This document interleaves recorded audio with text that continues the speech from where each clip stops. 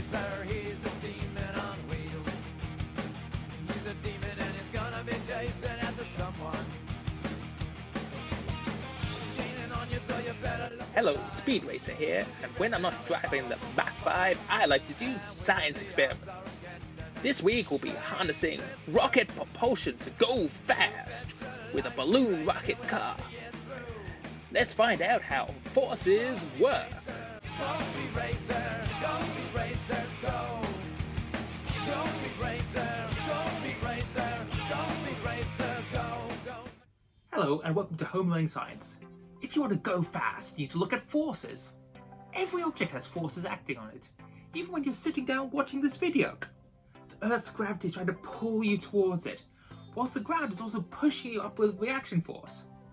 These forces are balanced, as all things should be, so you don't sink into the ground or float into the air. When you think about a car driving, there's a number of forces acting on it.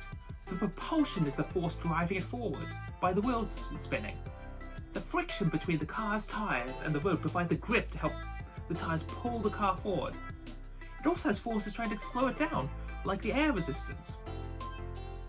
But today we're going to try and make a rocket car, so it won't be propelled forward by the wheels turning, but by the air blowing out of the back. Sir Isaac Newton laid the foundation of modern science of rocketry near the end of the 17th century. Newton's laws of motion are essential for rocket flight, and our rocket car. Here are two of them. Objects at rest will stay at rest, and objects in motion will stay in motion in a straight line unless acted upon by an unbalanced force. In other words, the forces pushing a rocket up must be stronger than the force of gravity pulling it down. For every action, there's always an opposite and equal reaction. When action takes place, like gas is escaping from the rocket, a reaction follows. The rocket rises into the air. For the rocket car, we need to have the force from the air escaping from the balloon be greater than the drag from the air resistance and the friction to make the car go forward. To make the rocket car, it's quite easy. There are two types you can make. One using an empty water bottle and another using cardboard. We made both and then tested them out. The method is quite simple. You need to tape the two straws tightly to the balloon, then cut a hole to poke in the bottle to poke the straws through. Then make 4 holes to slot 2 straws through to make the 2 axles.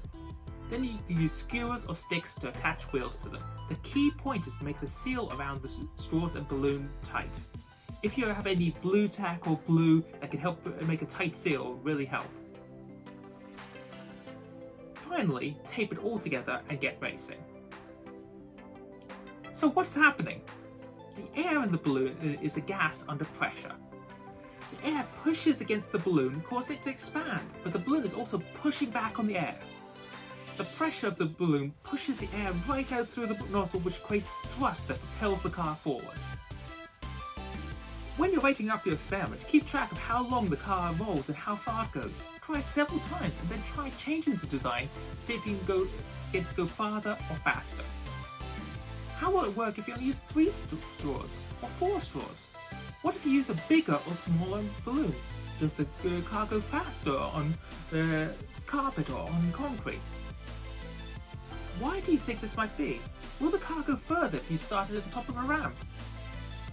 Why not decorate your car and then have races with your siblings or your family? Try and figure out why one car design goes faster and further than the other. Think about your forces we've been looking at, and keep experimenting to make your design better. Remember to write up and record your findings. As always, if you like the video, please like and subscribe, and I'll catch you next week.